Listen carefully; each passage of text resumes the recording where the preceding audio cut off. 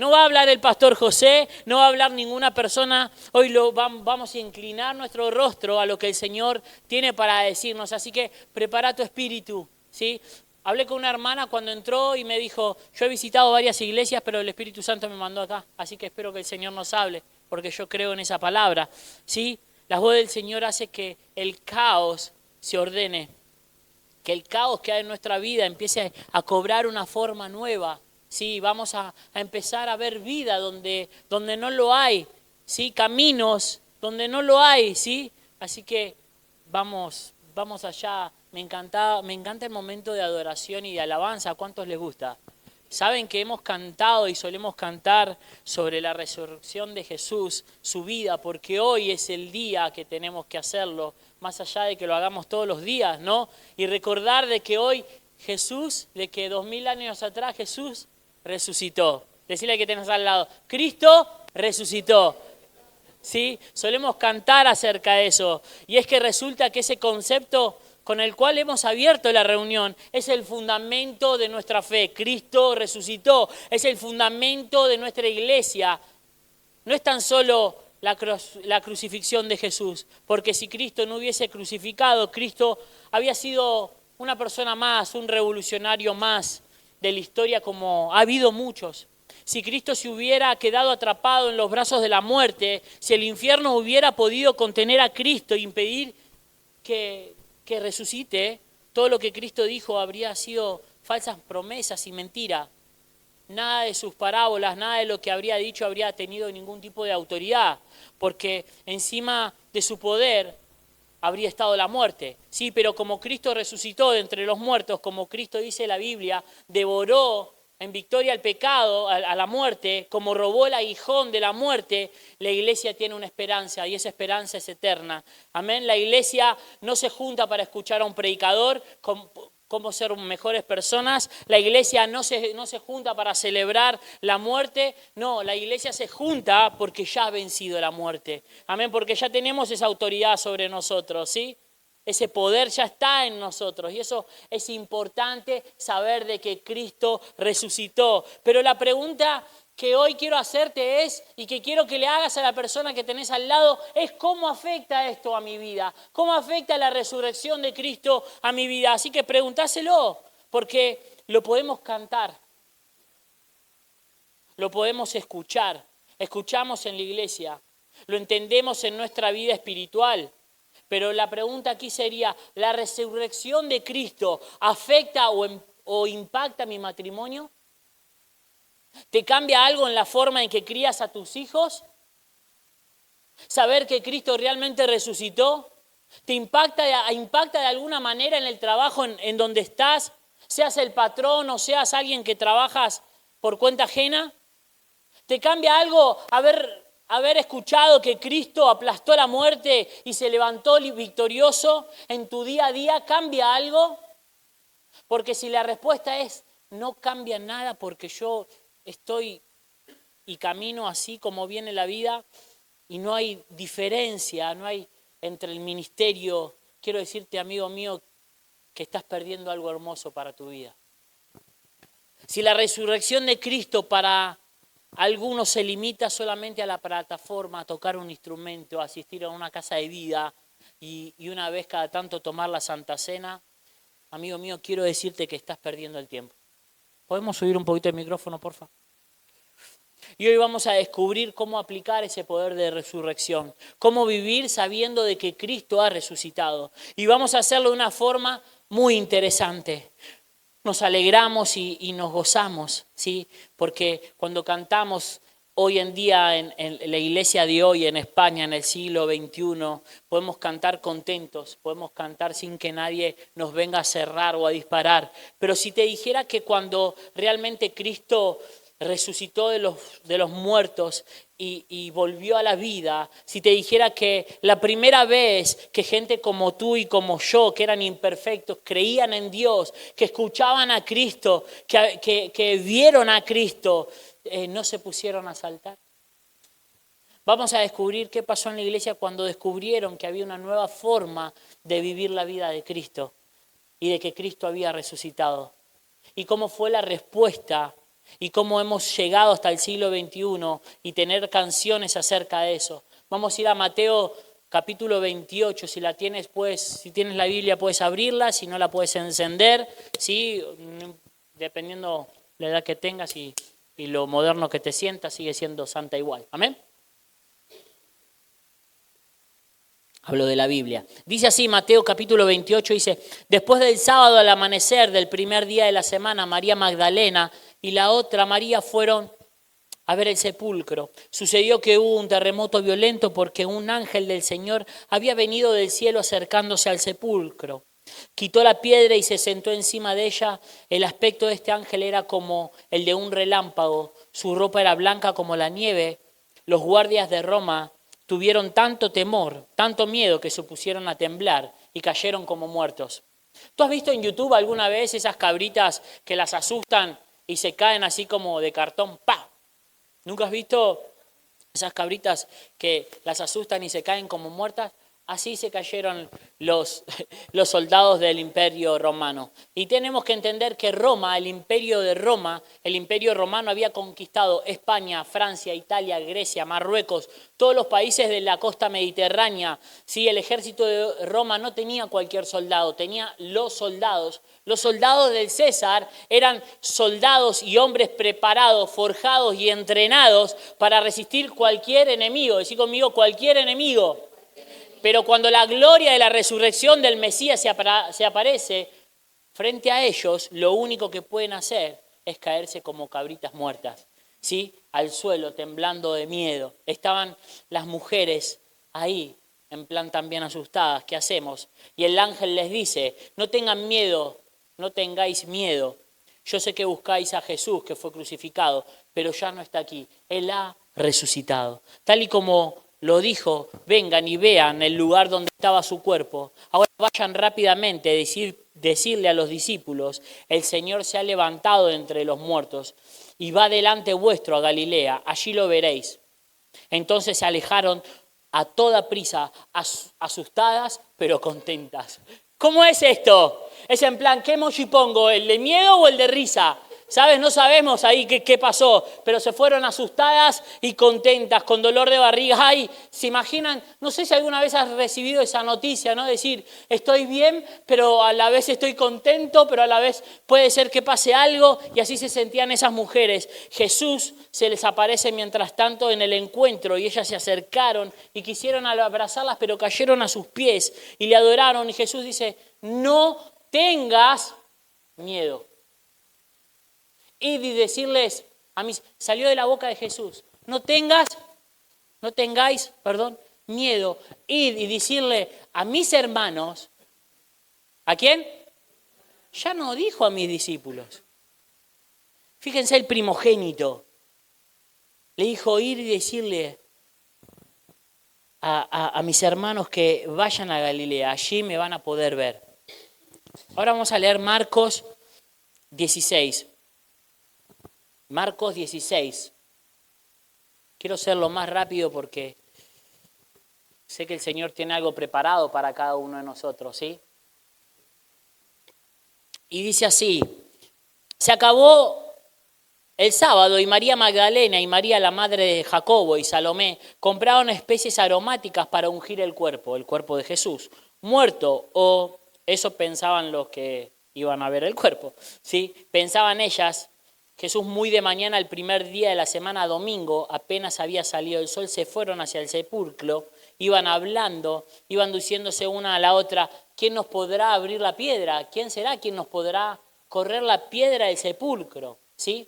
Y ahora tenemos estas dos mujeres que no eran de Jerusalén, eran de un pueblito al norte de Galilea, eran mujeres que habían descendido por la geografía siguiendo a Jesús, ¿sí? Siguiendo a Jesús, viéndolo haciendo milagros, levantando muertos, ¿sí? Viéndole predicar a multitudes. Y lo habían dejado todo por Jesús. ¿Sí? Habían dejado todo en su pueblo y habían llegado a Jerusalén y de repente su rey, su maestro, había muerto. No estaba más con ellas, ¿sí? Ellas se sienten indefensas, dejadas de lado, se sienten abandonadas, que lo único que se preguntan es quién podrá quitar la piedra.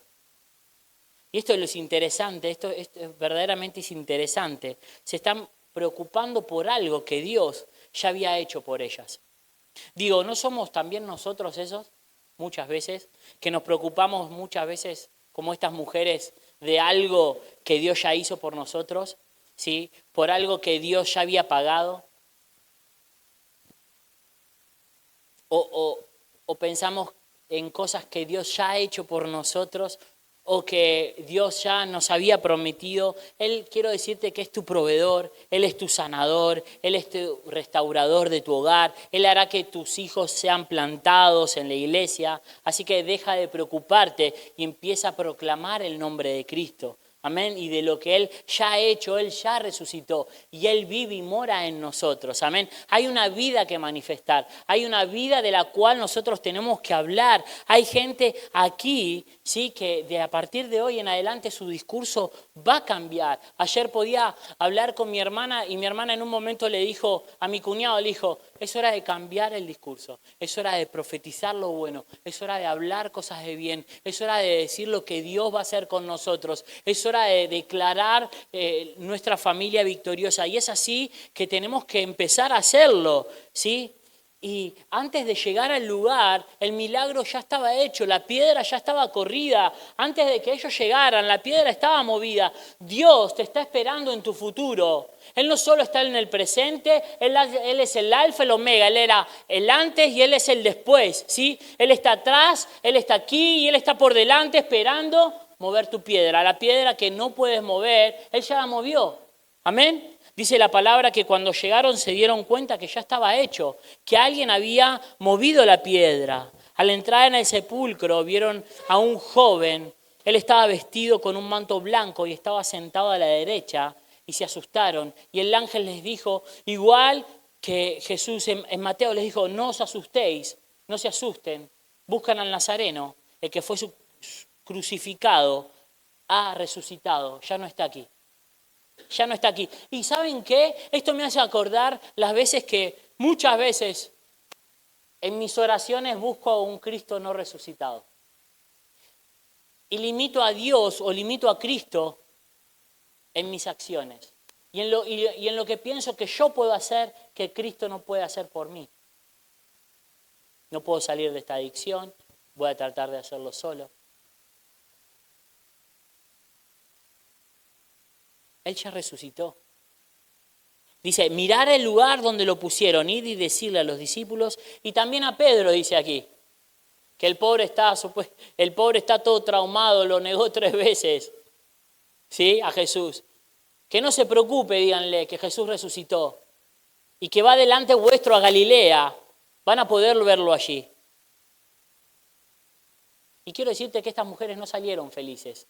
No salieron cantando como nosotros, resucitó el Señor. Salieron temblorosas, asustadas, salieron huyendo del sepulcro y no querían decir nada a nadie porque tenían miedo. Y es difícil de entender, ¿sí? Este es el momento más grande de la humanidad. Cristo Jesús, el Mesías, había resucitado, ¿sí? Había sido crucificado 3 días.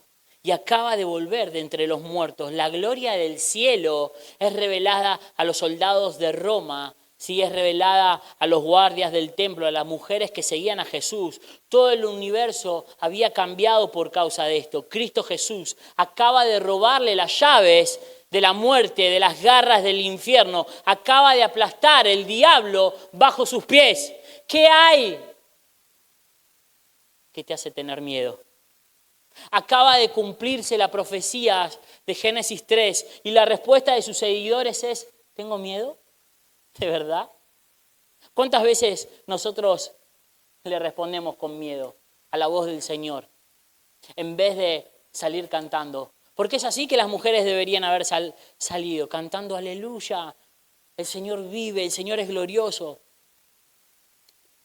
Y se ponen a tener miedo. Y es que resulta que el miedo ha sido la estrategia que el infierno ha tenido siempre para impedir al pueblo de Dios que disfrute de la bendición de Dios para con nosotros. ¿No ha sido así? Y si no me crees, podemos ir a Génesis capítulo 3, el versículo más triste de la Biblia. Sí, Génesis 1 y 2, vemos cómo Dios forma todo en armonía, los hombres con los hombres están en armonía, los hombres con la creación en armonía, los hombres con Dios en armonía, todo va bien. Y ahora mismo Dios y los hombres van mal, los hombres con los hombres van mal, los hombres con la creación va mal, guerra tras guerra.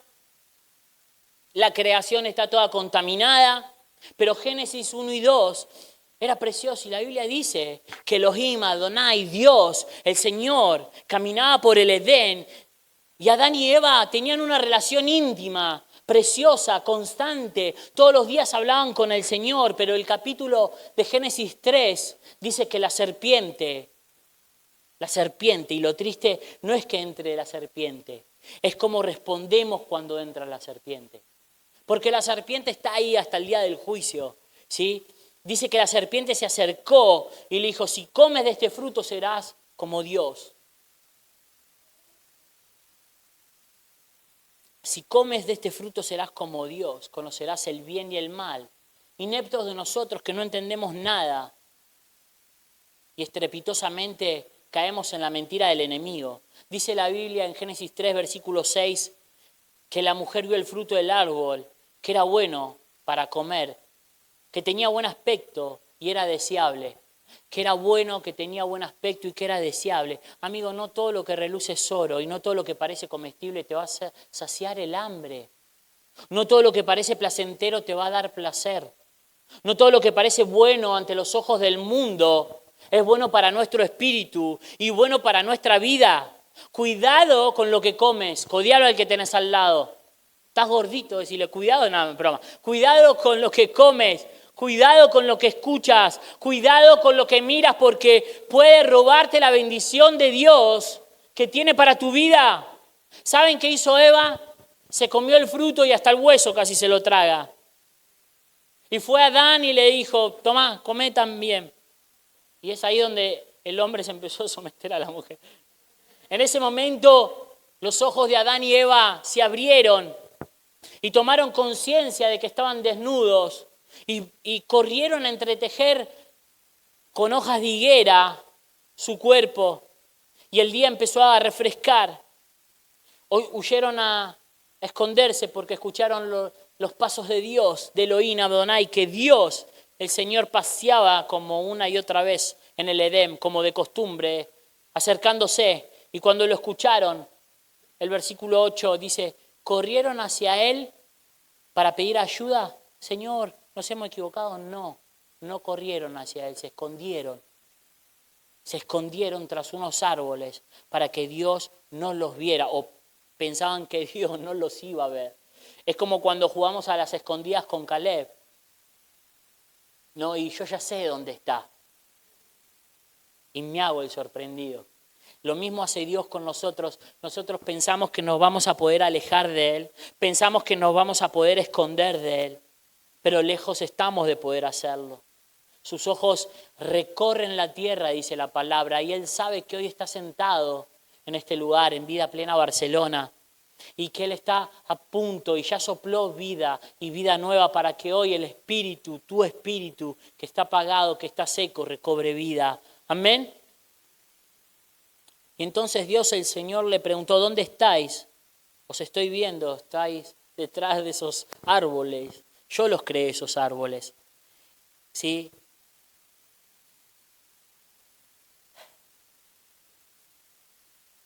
Y Dios le pregunta, ¿dónde estás, Adán? ¿Dónde estás, Eva?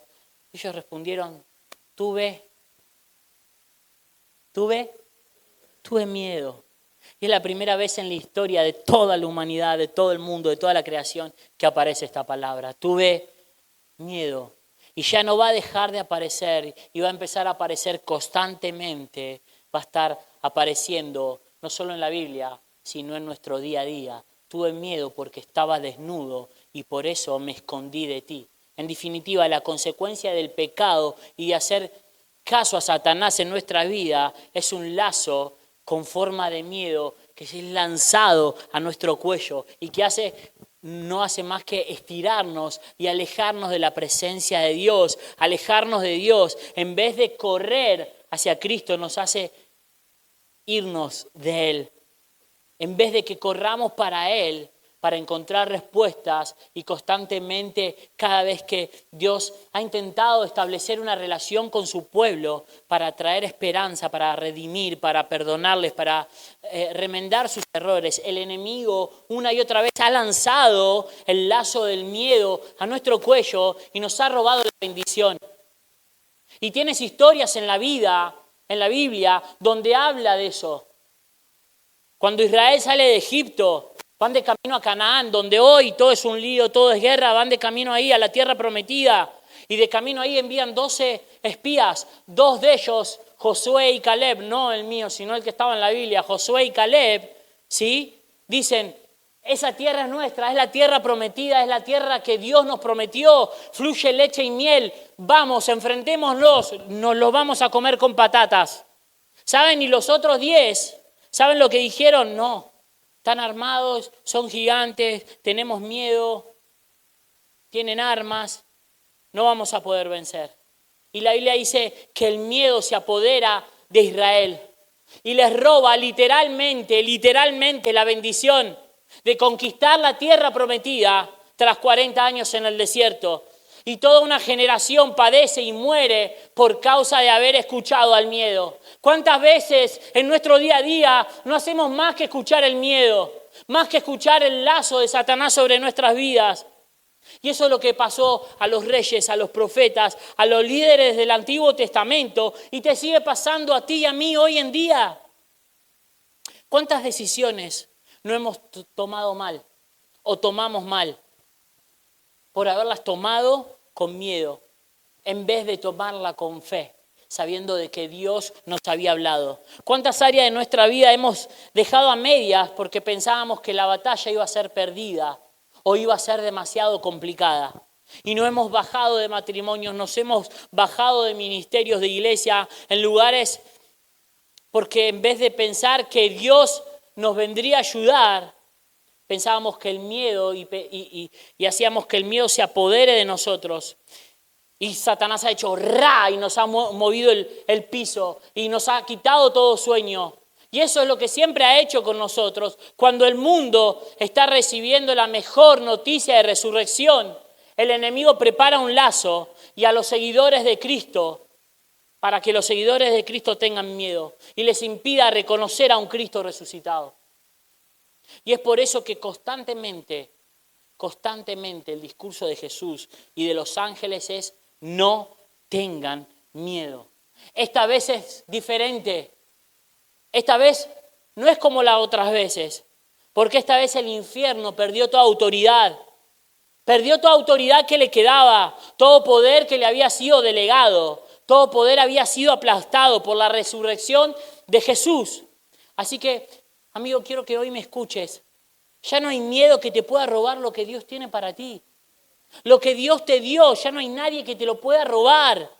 Ya no hay excusa para que te levantes en fe y digas: Dios va a hacer milagros en mi vida, en mi familia, en mis hijos, en mi nación, con su gloria. Amén. Y es por eso que en la carta de Juan nos dice esto: nosotros, hablando de nosotros los cristianos, sabemos cuánto nos ama Dios. ¿Cuánto Dios te ama? ¿Lo sabes? ¿Sabes cuánto Dios te ama? Dice la palabra que de tal manera amó Dios al mundo que envió al único hijo que Él tenía para morir por nosotros, para que todo aquel que en Él crea no se pierda más, tenga vida eterna. Y saben que esa vida eterna nos abre los ojos del pecado, para que todo aquel que en Él crea abra los ojos del pecado y corra del pecado hacia la cruz, hacia la resurrección de Cristo. ¿Para qué? Para que podamos ser cristianos verdaderos. Cristianos de que, como hemos visto en el teatro, pasemos por la persona que estaba dañada y no hagamos como los levitas que pasaron de largo. No hagamos como todos aquellos que pasaron de largo, sino que nos responsabilicemos. ¿Saben por qué? Porque llevamos una vida que ha de ser manifestada a través de nosotros. Y es por eso que en la carta esta dice que nosotros los cristianos sabemos cuánto Dios nos ama y hemos puesto nuestra confianza en su amor.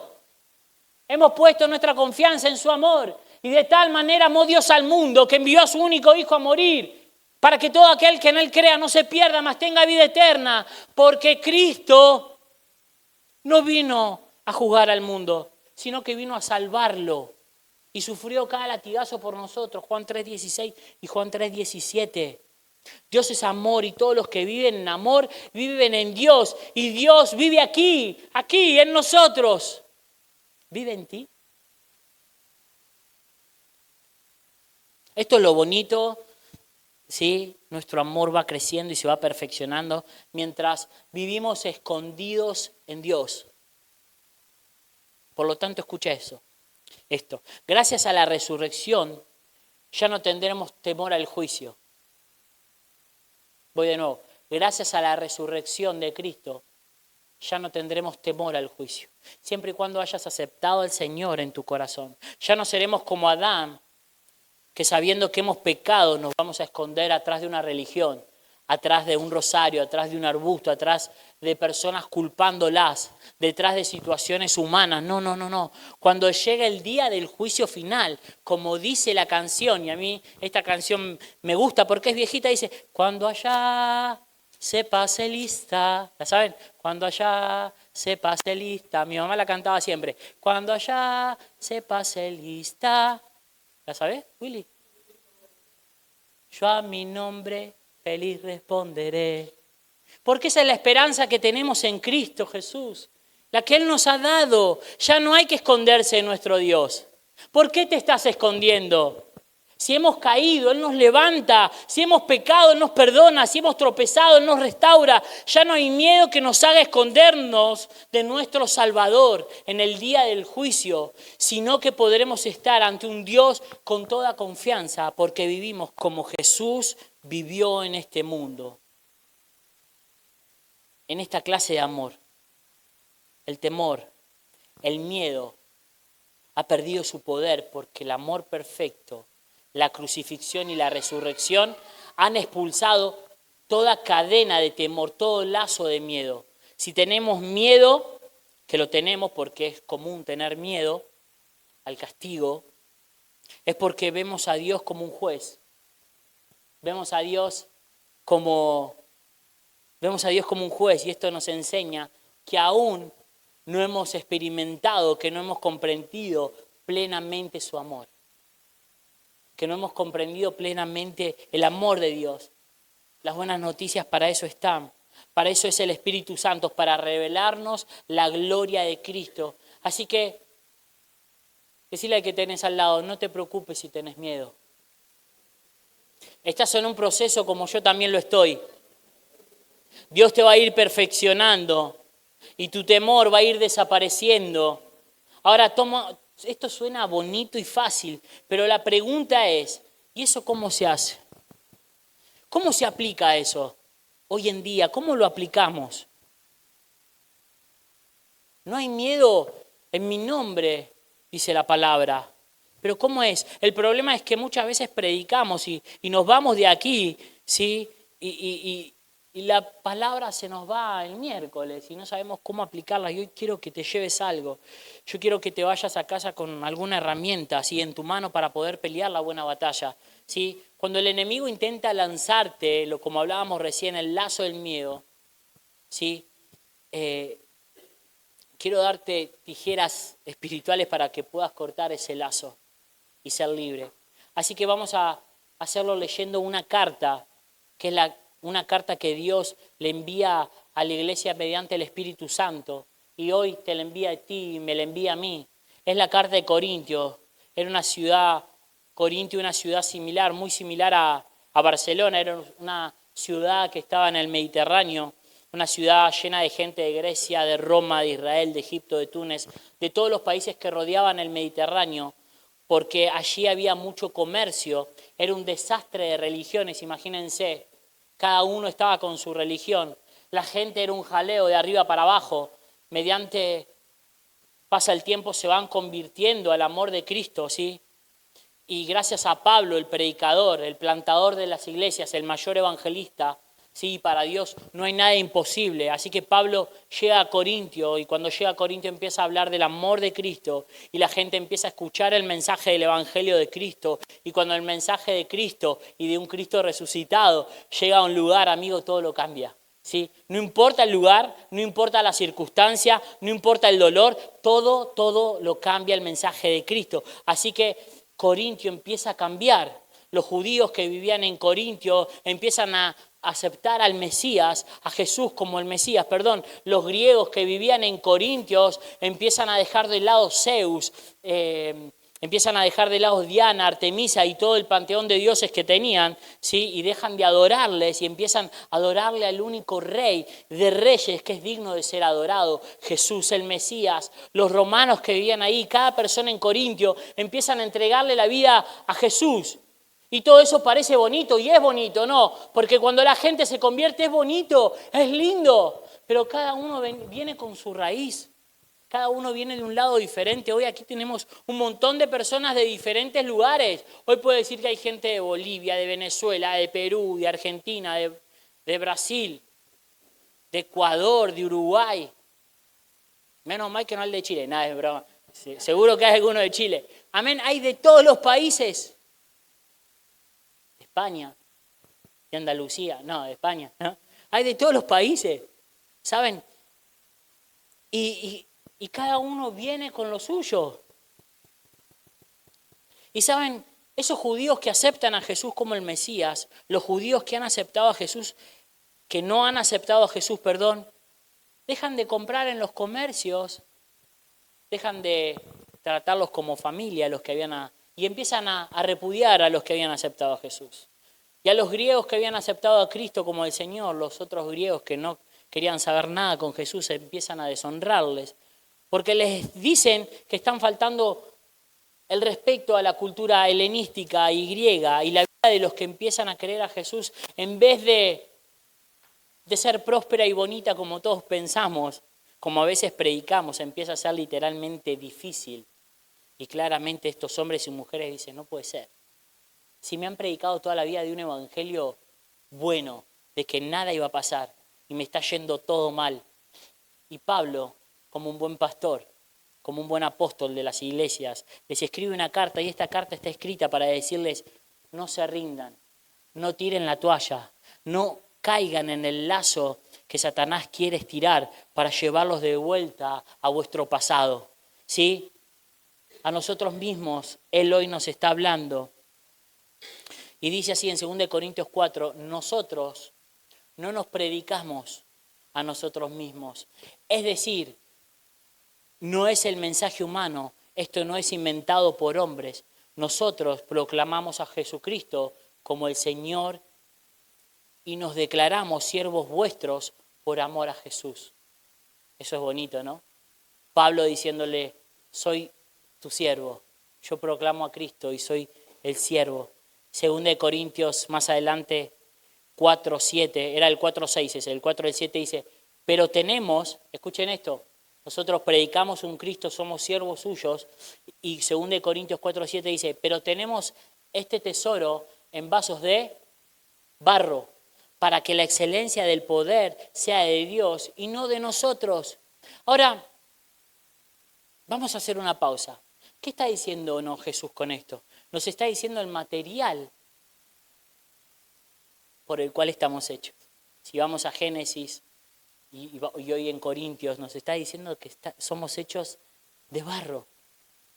Sé que algunos de nosotros nos pensamos que somos invencibles, increíbles, que somos de diamante, que somos de oro, que somos lo mejor, no, porque vamos al gimnasio, ¿no? No. Somos frágiles, somos de barro. ¿Y qué le pasa al barro cuando se cae al suelo? Se rompe. ¿Qué le pasa al barro si no se cuida bien?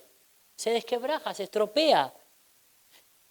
¿Qué le pasa al barro cuando está humedecido en las manos del alfarero? Que puede cobrar cualquier forma, cualquier vida. ¿Qué le pasa al barro cuando es introducido en un horno de fuego después de ser procesado en las manos del alfarero? Que cobra fuerzas, ¿sí? Se pone todavía más fuerte. ¿Y para qué sirve un vaso de barro en un hogar?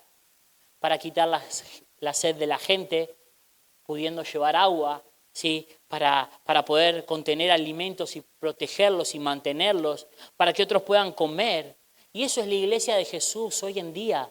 No somos perfectos, no somos invencibles, pero en las manos del buen alfarero podemos traer bendición a Serrañola, a Barcelona, a Ripollet, a todos los lugares, a toda España, ¿sí? Eso es de lo que estamos hechos.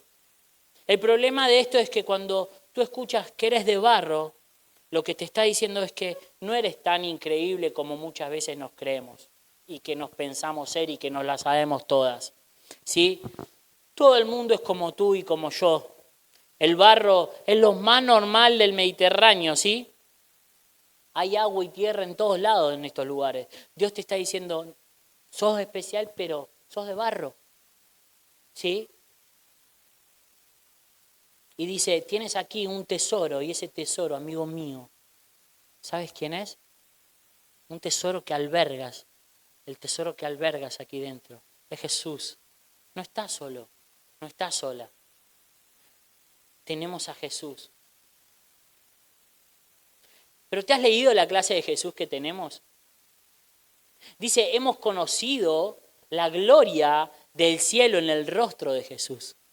Tenemos la gloria del cielo en nosotros. ¿Sí? No tenemos al Jesús típico gringo, pelo largo, sí, hippie, abrazando los árboles. No, tenemos la gloria de Jesús. Tampoco tenemos al bebé Jesús del pesebre en nosotros, ¿no? O al rabino que predicaba. No, tenemos al Rey de Reyes que venció la muerte en nosotros.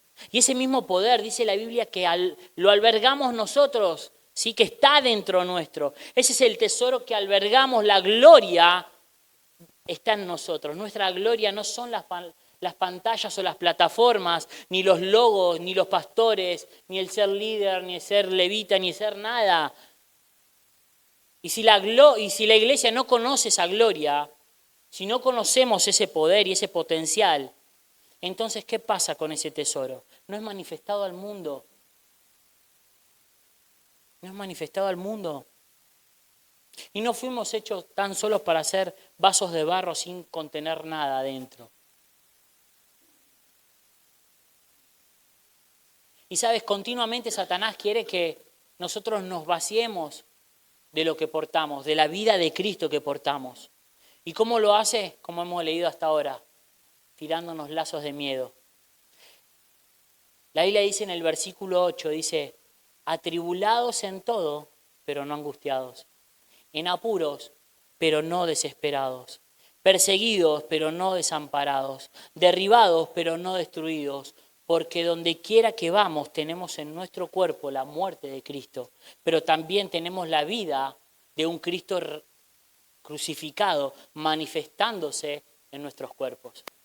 Manifestándose en nuestros cuerpos. ¿Y qué significa esto? Te lo quiero aclarar brevemente. Pablo dice que una de las estrategias del enemigo que utiliza para engancharnos es el lazo del miedo, ¿sí? Y que nos hace estar atribulados. ¿Cuántos de nosotros esta semana hemos estado atribulados? Y uno no va por la vida diciendo, ay, estoy atribulado, porque ni siquiera se usa esa palabra, ¿no? Ahora nadie usa esa palabra. ¿Quién dijo alguna vez estoy atribulado?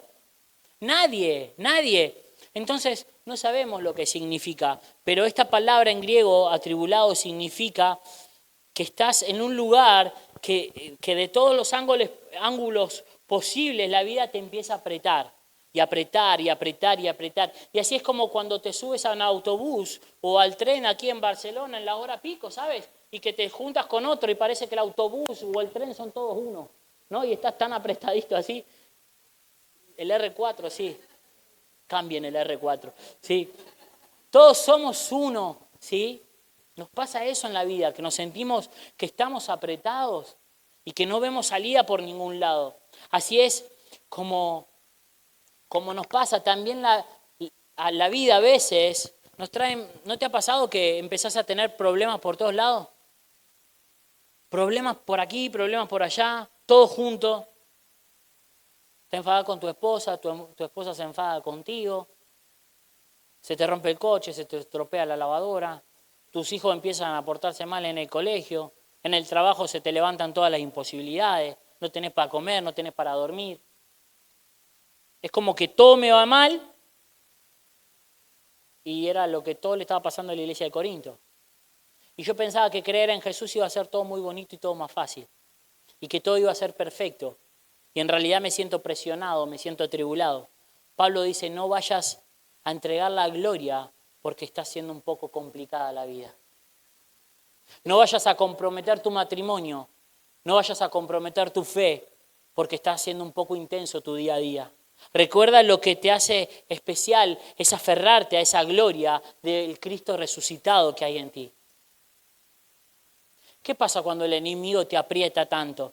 La Biblia dice que nos puede llevar de estar atribulados a estar angustiados. La palabra angustiado no es la ansiedad del siglo XX. La palabra angustiado va mucho más allá. Angustia significa que te han atribulado, presionado, tanto que te han llevado a un precipicio sin pared.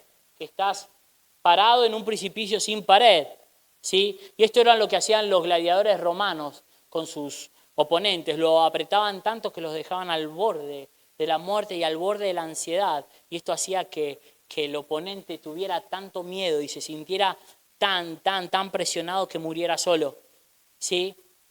Esta es la consecuencia de estar atribulado en gran manera. Vamos a seguir leyendo.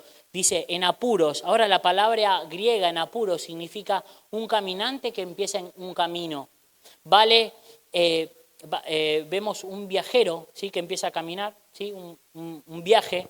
Llámalo el viaje del matrimonio, llámalo viaje de empresa, viaje de ministerio, viaje de lo que sea. Llámalo cualquier viaje que vayas o que hayas emprendido. Tú estás emocionado. ¿Cómo empezás el viaje? ¡Ay, nos vamos de vacaciones! ¡Qué lindo! Vamos a guardar las maletas, vamos a guardar esto, vamos a guardar lo otro. Y salí a la media cuadra, se te rompe el coche. ¿No? Y estás convencido de que todo va a salir bien. Pero parece ser que el viaje empieza cada vez más lento y cada vez más lento y el camino se hace cada vez más difícil. ¿Y cómo hago? ¿Y qué hago ahora? No vuelvo atrás. Pero tampoco puedo ir para adelante y te quedas bloqueado en el lugar porque se te acabó el camino para caminar. Y la Biblia dice que es normal sentirse así, pero no vayas a vaciarte de la gloria porque parece ser que tu camino se haya terminado o porque tu camino se esté complicando. No vayas a vaciarte de la gloria del Señor, porque quiero decirte que donde no hay caminos, Dios abre carreteras en el desierto. Tan solo tienes que confiar en la gloria que hay en ti, que es más fuerte que la falta de camino que hay. Porque Dios es fiel. Decí conmigo, Dios es fiel. Y ahora, ¿qué pasa cuando estás en apuros extremos? Cuando ya no das más y no haces más que querer tirar la toalla y todo lo que hablamos. Es en plan, Dios mío, me bajo hasta de la vida, ¿no? Que te va todo tan mal. Ya no puedo más, no hay para dónde caminar, estoy desesperado. Yo he pasado días así, días complicados, días de estar a punto de muerte, de desesperación, de no tener ninguna opción.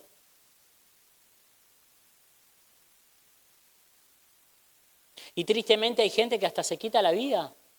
Yo he tenido amigos que se han quitado la vida por sentirse mal. Y hay gente que no se quita la vida físicamente, pero sí espiritualmente y se empiezan a apagar. Y a decir, yo desisto de este camino, desisto de esta gloria que hay en mí, desisto de este vaso de barro y de lo que hay en mí. Y empezamos a ser vegetales emocionalmente y en nuestra vida espiritual. Y lo tercero que dice es ser perseguidos. Si seguimos leyendo, dice perseguidos. Y tú sabes lo que significa la palabra perseguidos en griego, pues lo mismo, perseguido. Perseguido en griego es lo mismo que perseguido. Significa que te van a perseguir. Y la resurrección habla de todo esto. Porque en ningún lado dice que por causa de seguir a Jesús vamos a estar siempre bien. En ningún lado de la Biblia nos promete que vamos a estar siempre bien. Es más, podemos ver la vida de los 12 discípulos. Murieron crucificados, boca abajo, decapitados, quemados con agua ardiente, apartados, exiliados. ¿Y saben dónde estaban sus ojos? Puestos en Jesús. puestos en Jesús. Y también nos va a pasar a nosotros. Fíjense hoy Siria, Irán hoy. Si hablan de Jesús, ¿qué hacen? Los matan. Y hoy en día en España no deja de ser así. Gracias a Dios no nos van a matar de muerte, pero sí que nos van a perseguir y somos perseguidos. Y gloria a Dios por eso. Evidentemente aquí hay otro tipo de persecuciones. Hoy aquí está la persecución social. Salte ahí fuera y empezá a hablar del valor de la familia y del matrimonio. A ver qué pasa. Salte ahí fuera y empieza a opinar lo que dice la Biblia sobre la identidad. Salte ahí fuera y empieza a explicarle a la gente lo que crees acerca del sexo antes del matrimonio. ¿Qué es lo que enseña la Biblia? ¿Qué te va a pasar? ¿Te van a aplaudir? No, claro que no. Te van a empezar a repudiar en todos lados. Y aún tu propia familia, tus propios compañeros de trabajo. No pienses que te van a poner una alfombra roja. O en el instituto, en la universidad. Claro que no, te van a repudiar. Y aún tus familiares. Tus familiares te dejarán de invitarte a las casas, a las comidas, por causa de haber aceptado a Jesús y por causa de ir en aquella iglesia. La persecución es algo real. Y Pablo dice, no vayas a entregar la gloria por ser perseguido. No vayas a camuflar tu mensaje. No vayas a camuflar tu mensaje o a diluirlo con agua. Mantente firme en lo que piensas. Aunque haya persecución en tu vida, porque eso es lo que nos hace diferentes. Seguir a un Cristo vivo, aunque seamos perseguidos. ¿Y qué pasa cuando estamos perseguidos en gran manera? Esto te lleva a estar desamparado. ¿Y sabes qué significa estar desamparado? ¿Sabes qué significa? Que a nadie le importas. ¿Te has sentido alguna vez así? Cuando estás perseguido, cuando eres repudiado, te llega a hacer pensar que nadie le importas. Imagínate cuando empiezas a seguir a Jesús y que tu familia dice, mira, este se volvió un loquito religioso. Ya no lo invitemos más. Porque eso pasa.